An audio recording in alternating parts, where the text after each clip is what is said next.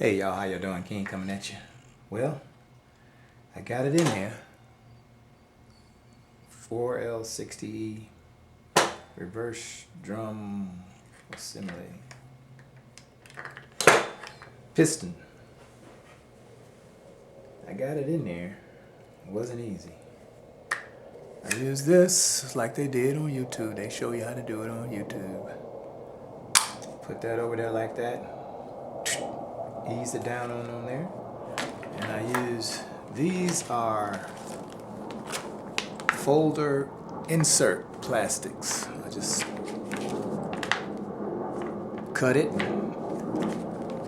and I know I can say I just, but you know, sorry about the jet.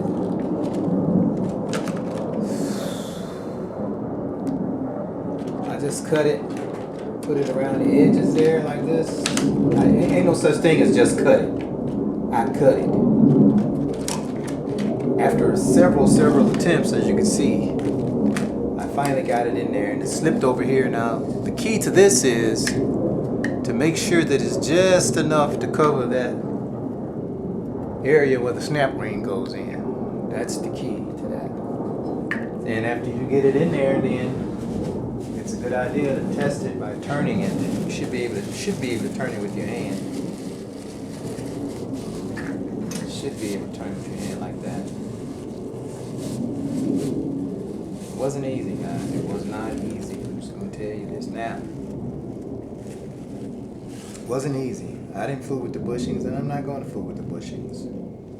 There is some type of hole in here somewhere where you can put some air in there and push that thing out.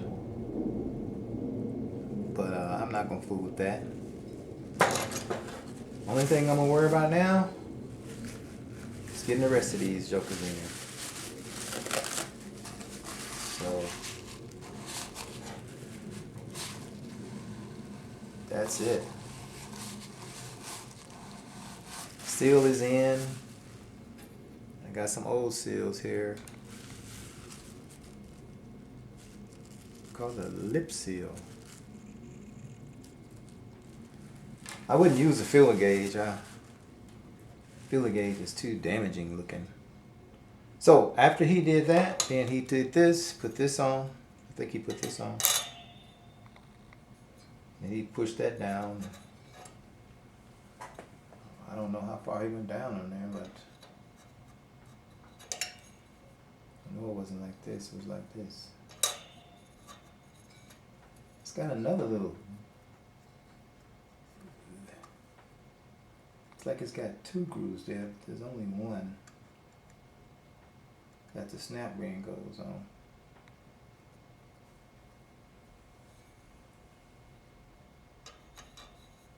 Push that down on there, and I'm going to use these here. So okay guys, I'm gonna go now and come back later and compress this thing down